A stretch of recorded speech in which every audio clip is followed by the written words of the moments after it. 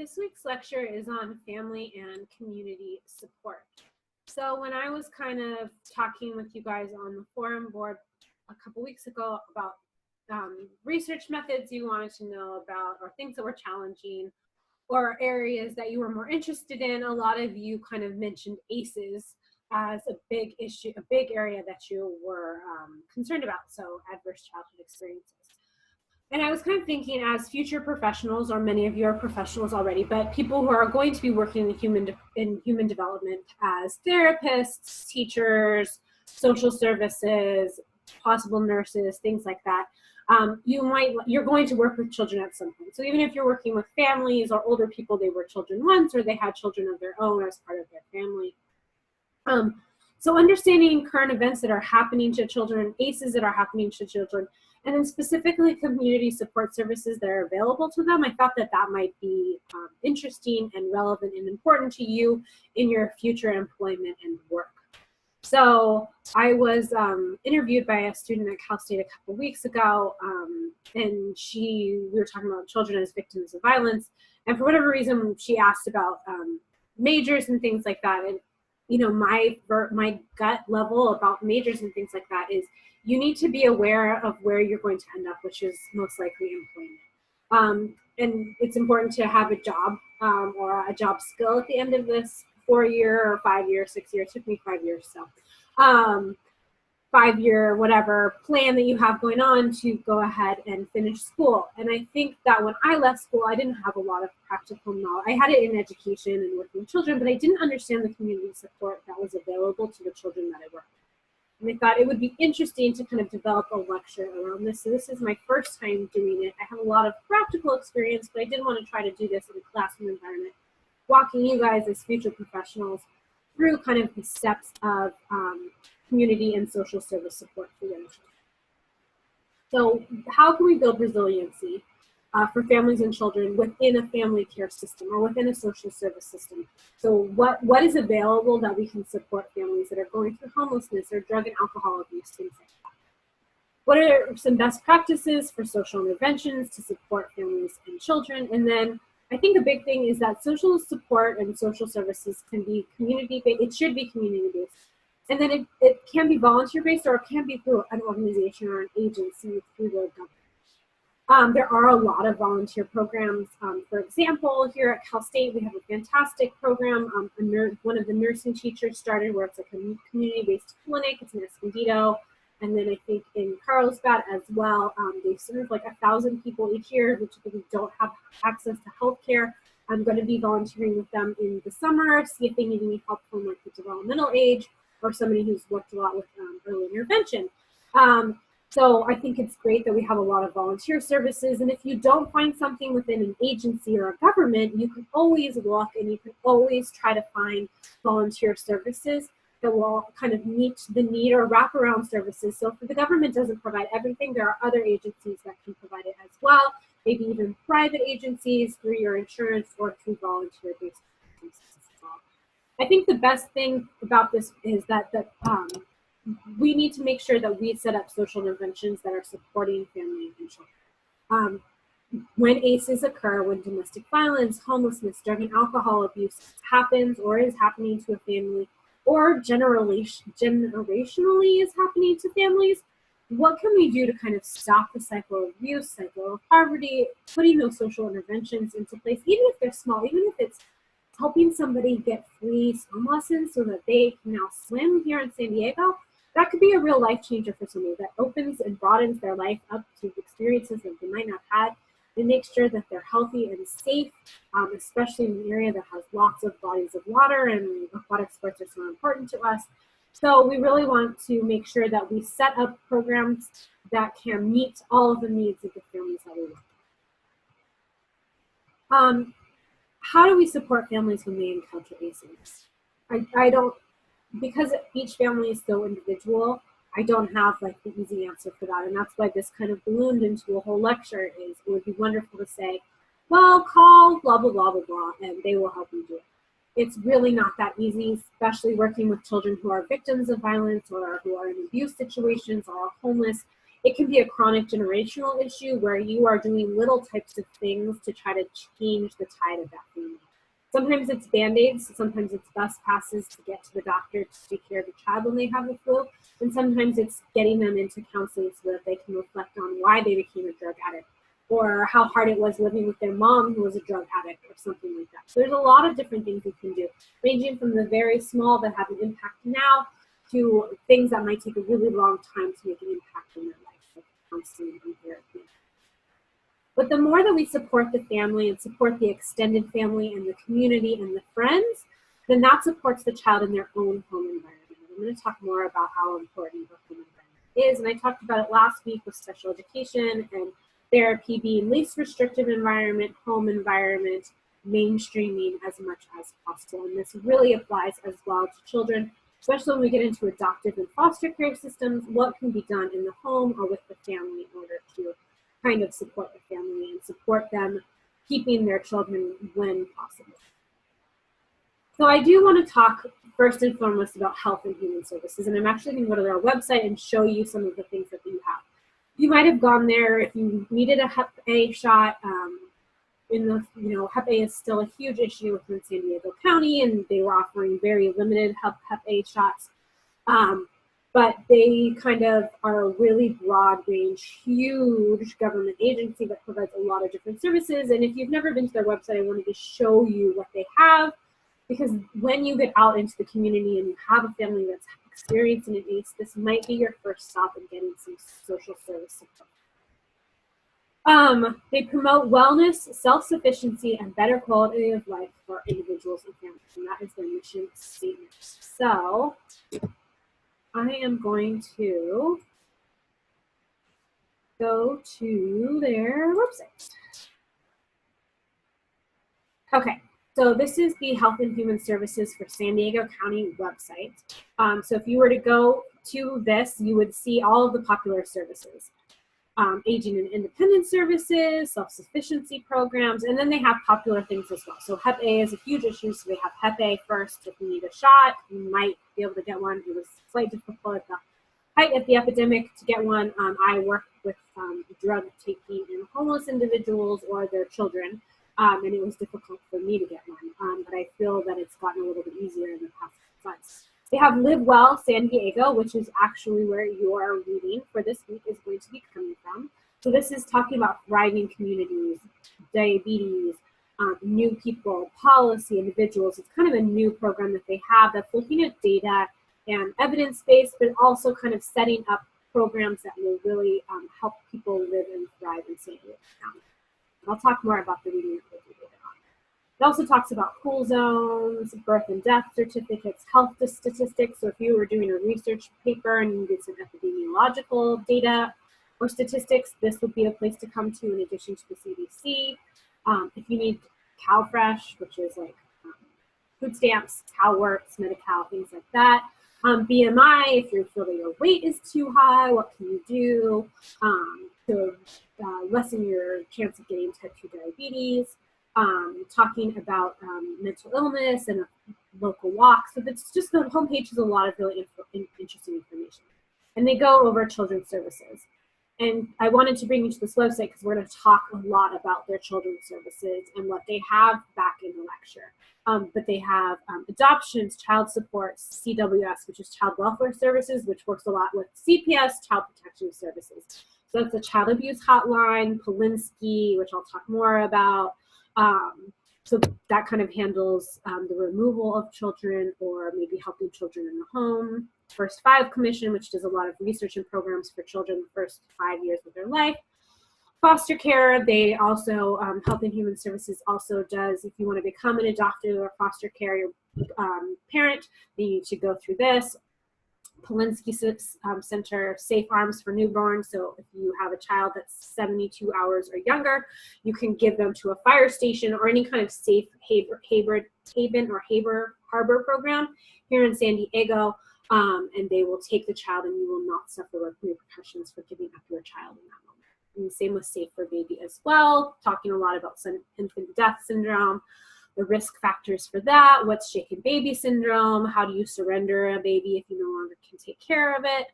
And then some of the volunteers where I talked about sometimes our services are better done by volunteers, how to volunteer, how to work at some of the centers, and then like youth mentors and things like that. So this is the website. I think it's it's a much better website than it used to. A lot of our social services are realizing that a lot of the redundant questions that they're always having to deal with, because we are millennials or younger, people want to just come to a website first and see all of these things. So they're having a much better website. I see this with community care licensing. If you're a preschool teacher, you know what I'm talking about. It's the website for all the regulations that have to deal with doing early education. They have a much better website than they used to. But if you ever needed like alcohol and drug services for a family, this is where you could come and you could hear about the services that they have. You could call them and see if they're accepting people. You could get a social worker who works in alcohol and drug services to help with one of your families. Black Infant Health Program, which I've talked about, there's huge racial disparities in the quality of care that African American women experience and have access to when they are pregnant, and so this is a great program. We also have a border health program because there's a lot of issues and transborder issues, pollution, water quality, air quality, things like that. So there's issues that us as living on a border have to deal with. So CalFresh, CalWorks, cancer, caregiver support. So if you have somebody who's the primary caregiver for a very delayed child, or maybe even their parents, there are support programs, there are respite programs that let you get out of the house. Polinsky Children's Center, that is if you are taken out of your family home, an emergency situation, like it is no longer safe for you to actively be in that family. We have what's basically an orphanage. Much better than that, you know, don't think Dickens or Charles Dickens or anything like that. It's not that bad, but it is a group home for like emergency care. We also have San Pasquale Academy, which does older girls, I believe. Maybe there's boys. Last time I was there, which was like 20 years ago, it was mostly girls. It's an academy in kind of the east part of the county that kind of does residential care as well. Then there's more about epidemiology, diseases, type 2 diabetes, healthcare providers, laboratory, disease surveillance, statistics and reports. So Health and Human Services and the CDC for nationwide are kind of what do our epidemiological studies for us, and this is where we would get that information instead of engaging in a very long-term, costly experiment or research project yourself. You would get this research from them. So this is all the type. I mean, I'm only an E, and I've talked about this like a lot because they cover a wide, all-encompassing range of anything that has to do with health and human services and kind of safety as well. Because here's EMS, 911, AEDs, getting AEDs into the community. What if people are not mobile and they can't go up and down the stairs? You need the lifts. So they just do a tremendous amount of stuff, and I wanted to actually show you guys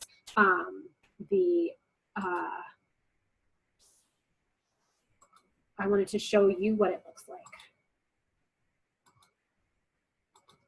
So back to our actual lecture. So I showed you what Health and Human Services looks like, and now I want to just talk generally about some of the services that they have or issues that you might have, like homelessness, and what you could kind of do about that. So Live Well San Diego is actually going to be your reading for the week. It's about 40 pages. It's quite long, but there's lots of infographics and big pictures of smiling people in San Diego, that type of stuff. So it's probably about generally the size of what we've already read. It's just a lot more visual than it is than the readings have been in past weeks. So the area of work and what Live Well San Diego is really interested in is health, knowledge, standard of living, and then the community and social aspects of being well. And as soon as I read, I knew about Live Well, but I hadn't really thought about it. And I was like, that literally sounds like the pre-seed model. Like that's 100% what we've been studying for all of these weeks. Health, knowledge, which is one of those factors that we're always looking at, the standard of living, which is like health outcomes, community and social, and the interaction and how it intersects together. That all sounds like the pre-seed proceed movement.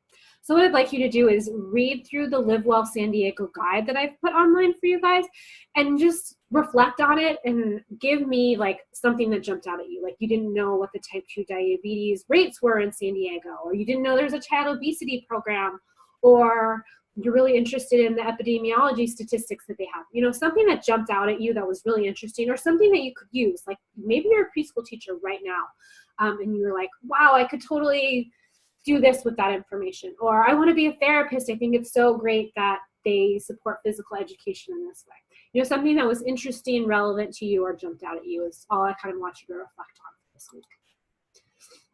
But once we kind of get to the real meat of health and human services, that's the children's services that I clicked on that website. Their mission statement is protect, serve, and enrich the children in our region. And that underlining is mine, because the more that I've become a mother and have mothered my children, I have noticed that we all protect and serve. Like, really, I mean, unless you're having your children taken away from you or you're really low functioning, we're all trying to protect and educate our children. And I think what a lot of the barriers have to happen with is this enrich part. Like, summer camps are tremendously expensive. Like, I started paying for them a month ago. I signed them up and I am gradually paying them off. So hopefully in June, I have paid off, or is on my credit card, all of their summer camps, and they're only doing a month. Science, STEM, they're doing soccer, gymnastics, things like that. And I'm only doing like 2 or 3 hour programs, but they're still really expensive. But I know that, like, the summer slide, or just giving them that heads up, or that what things they're both interested in science. So giving that enrichment is really, really kind of important to me. And it's something that I see that a lot of families might not know that they could do. They have access to, that there are scholarships to. The YMCA and other places, Parks and Rec and Boys and Girls Club and YMCA all provide scholarships. That's where a lot of children that are having ACEs are not missing this. And I remember, like, Sleep Train or something a couple years ago was raising money to get kids into, like, foster children into, like, sport or art camps and stuff like that. And I thought that was such a great idea, because that's something, when you're in a crisis situation, your foster care, a lot of things are going on. People are more interested in the immediacy of your needs, which is important and relevant and all that kind of stuff. But maybe you're missing out on the people that help you with spelling, or that you love art and you could take an art class, or you've got a lot of energy and you need to burn it out on the soccer field. So I think the enrich part is something that jumped out at me, and I think is so important, because that's what's going to help us thrive through the ACE that we might be experiencing. But Children's Services does have multiple areas of service. For one is that from birth to the safety for babies, so it's like the safe surrender spots and stuff like that. Under 72 hours, you can just drop a baby off. And then after that, you can surrender a child. You don't have to keep a child, but there are more rules and regulations the older the child gets as well. Then late childhood as well, we have child welfare services. We have Polinsky, which I talked about, which is kind of a place where you go. One of my friends went there when he was growing up. His mom was a crack addict and he lived in her car. And he had a really hard time with it, because he said, as hard as it was living with his mom, and as high as she was at the time, being taken away from her at 10 and having to live somewhere else in, like, a group home was harder than he thought it was going to be. And I think that's always kind of stuck with me. I was a little bit older than him. I think I was 14 when that happened. He went to my church. And so going through that situation at a young age, and I think seeing the impact that his mom's ACE of her drug and alcohol addiction and her eventual homelessness had on him, I think played a lot into the employment that I've gone into as well, working with at-risk children. But they also do foster services and adoptive services as well. So with foster and adoptive resources, we're looking for people that are assisting families in reunification. So reunification is really kind of the ultimate goal when a child is taken out of the home. So these are the pathways through child welfare services, CPS, something like that. So I did want to walk you through this so that you can kind of see when adoptive services and when foster services kind of happen. Okay, so there's a report of child maltreatment. So a neighbor, a teacher, somebody calls child protective services, hey, this is going on. Over the phone, they do an initial screening. Like, you know, if you're in the neighbor, he spanked him, you know, they're going to be like, well, that's not abuse. Or if you're saying he beat him with a belt over and over and there's bruises all over his body, that's going to be an investigation. So they're going to come out typically within a day or two, and they're going to do some kind of investigation. they can say that no, they don't need to go any further and they close the case, or they can say that they need to do some kind of emergency response investigation. From that point, they can say, is child maltreatment substantiated? So is the child being abused? Yes. Is the child being maltreated? No. And if it's no, then once again, the case is closed as well. It kind of stays in the system. So you could have, like, it's kind of like domestic violence where it's good to call no matter what if you have these concerns, because it kind of builds this case of like, okay, something weird's going on. And I believe that police and sheriffs should have access to this information. So if they were repeatedly going out to homes and there were repeated maltreatment calls, then they would have access to that. I think that's what's supposed to happen. I'm not sure how foolproof that system is. After Parkland, and some kind of holes in the system are being seen as far as like police calls, CPS, like Nicholas Cruz had a CPS involved, he had the sheriffs involved, he had mental health involved, and nobody could kind of prevent this very slow taking tragedy from happening. So we're seeing some holes in the system. I'm going to try to look into more about that and if the police can, how much the police can kind of track that. Okay, so once child maltreatment is substantiated, if it is the child removed? Yes or no? So sometimes, like for example, and I'm going to go more into this, I had a child who had been beaten with a belt and he had bruises all over his body. CPS came out and they immediately took him away. Like they took him out of the preschool that I had. We never saw him again. In some cases, though, they will say, okay, this case should be open. There is abuse happening, but the child is in no immediate danger. We're not going to remove them. We're going to provide services to the family.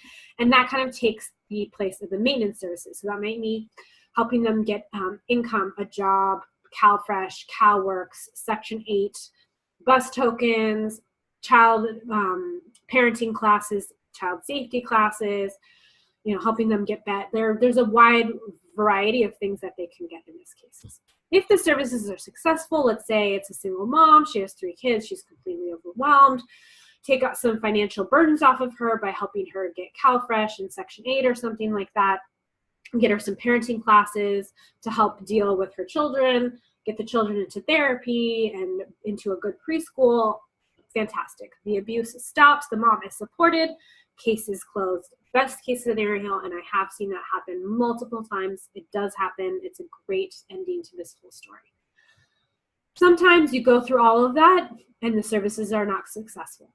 Sometimes your drug addiction is so deep that in 18 months, a year, 2 years, you cannot beat the demons that you have. You are deep into your addiction or you're still struggling with maintaining your sobriety. The services are not successful. What is the next kind of step for this? So if you are removed from your parents' house, either because of an immediate danger or because services are not being helpful, then the child is placed in foster care. And this can either be like kinship care, like you have a grandparent who lives 2 miles away, you go stay with your grandparent or your aunt or your cousin or something like that. They have to go through the hoops, they have to go through the training, they have to have their house inspected, but you can go stay with a family member, or you go into emergency foster care system. You go with an emergency provider or a long-term provider in the foster care system.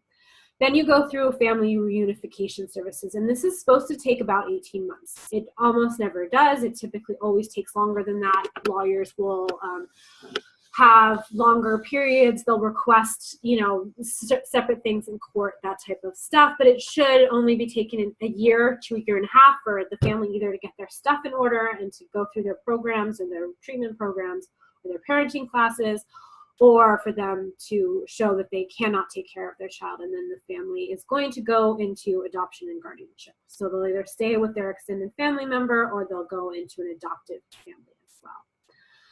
Sometimes for some children, if they cannot find adoptive families, for older children, teens, transgender teens, and like LGBTQ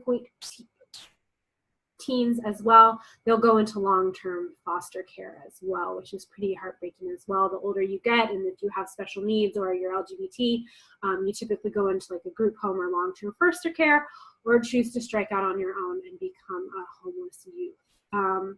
So that's kind of how this whole situation goes. It should be wrapped up fairly fast. In my professional experience, I never see that happen. It always takes longer because of the courts and things like that. But we always are trying to keep the child at home if at all possible. So if we can provide wraparound social services to help you not hurt your children anymore, And by hurt, I mean emotionally, socially, neglect them, all of that type of stuff. If we can help you do that, then that's the best case scenario at the end of the day. If you are placing your child in immediate danger, then you are going to need to have your child go into foster and then eventually adoptive care systems if you cannot take care of them long term. Something similar to that is domestic violence. I was looking, so during college, I volunteered at a domestic violence center here in the North County area. It was fantastic. I started a little like tutoring program because that was something that, you know, in the moment when you're experiencing ACE, you've gone away from your home, you've fled the person who was abusing you, typically your father, your stepfather with your mother, and this was the center that I had was for mothers and their children. So I started a tutoring thing. We would work on spelling and homework and papers and stuff like that because it's very well known that in domestic violence situations, one of the first things to slide is homework. Your cognitive ability and your school performance definitely slides when you're experiencing ACE like this. And that's why a lot of times people will say that the domestic violence is a crime against the future is because it impacts children as they are growing up, and it probably will start them in their own cycle of violence as well. The cycle of violence, I'll talk more about this when we go to child abuse, but there's first tension building, anger, striking out, yelling, blaming, that type of stuff. Then there's the battering. So that's when you hit the person, you slap the person, you tell them they're worthless, they're ugly, they're stupid, I hate you. Push their head into a wall. One of the last things is strangulation. If you are being strangled, that's one of the last steps before homicide. It's a very big deal. If somebody is strangled, the cops will almost always get involved if there are marks on your neck and things like that. It's been known that violence escalates to the point where there's strangulation and then there's homicide. Then there's the honeymoon stage. I'll never do it again. I love you. Here's some flowers. And there's a lot of blame in this as well. If you didn't make me mad, I wouldn't hit you. I'm doing this because I love you. So that's kind of the cycle of violence. This is what our children are experiencing, either when they are being abused or they are seeing a guardian in their life being abused in this way. So what do I think you should do? I think it really, really depends, but I think the biggest thing to do is to call 211 and ask for domestic violence hotline. On computers, there are lots of services. You can never kind of clear what you search for though. So if you know somebody who's in a domestic violence situation, if they were to go online and they were to search online, the abuser could go on and they could see. So you can search your browser history and stuff like that, but it never actually really goes away. And if somebody is savvy enough and is abusive enough, they will be able to see that. So typically when I work with the domestic violence people, I tell them to do all of this stuff over the phone. Obviously, you could get on somebody's phone and you could trace what numbers are and stuff like that. But if you go through 211 and then they transfer you, you could say, oh, I was looking for a bus line. Or I was trying to find out where I could get a puppy. Or, I just needed to talk to somebody. You can make excuses for why you called 211. But then you can get on a hotline. And the hotline people actually go through 40 hours of training. This is what I did for weeks and weeks after work or on the weekends. We would go and we would learn about all the different parts of domestic violence. And then when you become a hotline person, you have scripts, you have information, it's the most current information, and you've been really, really trained in how to talk to somebody on the phone, all the issues that go along with it. If you're fleeing, what should you do? Should you take the car? What form should you have? If this is your 5th time leaving, because typically on average it takes a woman 7 times to leave for good. So if this is your 2nd time leaving, your 5th time leaving, do you need to cross state lines? Do you need to cross county lines? And that's why a lot of times as well, we can't give out this information. I can't tell you, well, it's on Mission Avenue because we need to keep it safe because it needs to be confidential and you need to be protected from your abuser and stuff like that. So that's why I always tell people to call 211. We also have some political issues that are affecting this. We have the VAWA, which is the Violence Against Women Act, and it has a provision about immigrant women who are coming from other parts, who are maybe crossing as undocumented or documented or undocumented. And so this has been up for some discussion that we have protections for people who are immigrants who are fleeing domestic violence situations. There has been some talk about not renewing the Violence Against Women Act. as far as I know now, it has been and it will be, but there has been some talk about either taking out the immigrant provision or not in any way kind of renewing the act as well. So it has been a source of conversation. Home visiting, I had to bring this up because I'm a home visitor. So you can have home visiting as a pregnant woman. So like Black Infant Mental Health. Black Infant Health has one for like moms that are pregnant. You can have the pregnant and postpartum ones as well. Or if you're at risk for like a serious, like if you have mental health issues or you're in an abusive situation, we have home visitors for that can support you through this time.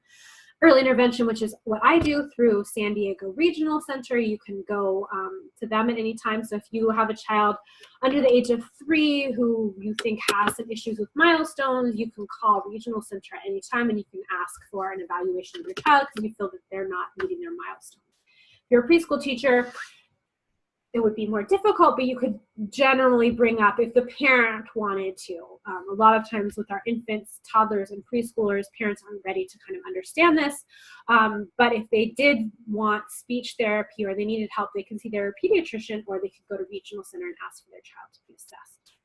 Also, we have the home visitors for just general parenting and things like that. So if you were involved in child welfare services or child protective services, then you could have some parenting home visitors as well who would help you learn how to parent your child better. Then homelessness. So because of homelessness, like I'm going to talk generally about it because it's kind of a hard one. So in San Diego, we know that there's 9,000 homeless people in the county, and we're the 4th largest population in any region in the nation. So we're the 4th highest as far as homelessness, behind Los Angeles. I can't remember what the other ones are. We have, we're the highest in homeless families, which is 1,500 homeless families, and then unaccompanied youth, so people under 25. We have a little over 1,000 as well, and that can be minors as well. I was talking about children with special needs, but more it's LGBT children, youth, that leave their foster care or their families and they leave on the streets. They kind of strike out on their own, either from the people not accepting them or for just kind of difficulties with their families dealing with some of the issues that they might have. We're a really high cost area. And so I have this quote for Ben Carson, who is the newly appointed HUD director under Trump. He ran for president as well. He was the African American man who was also a neurosurgeon. And so now he runs HUD, which is like our housing development and urban development, things like that. But I did like this quote that he had: severe shortage of affordable housing is manifesting itself on our streets. With rents rising faster than incomes, we need to bring everybody to the table to produce more affordable housing and ease the pressure that is forcing too many of our neighbors into our shelters and onto our streets. And I thought that was a really good quote. I think that perfectly encapsulates what is the issue, especially in San Diego, where a very high cost of living. And then also with that, this is a very old stat, but I couldn't find anything. It's really hard to find statistics about mental health and homelessness. So they said 25 to 60. I'm like, that's a huge percentage. But a federal task force estimates that it's roughly 1/3 of adults, and that's a newer statistic, but it's probably higher than that. So I think maybe the vagueness of this kind of more accurately affects that regions change, people change, mental health changes, how we diagnose and identify mental health changes. But needless to say, mental health and substance abuse play very heavily into our homeless populations.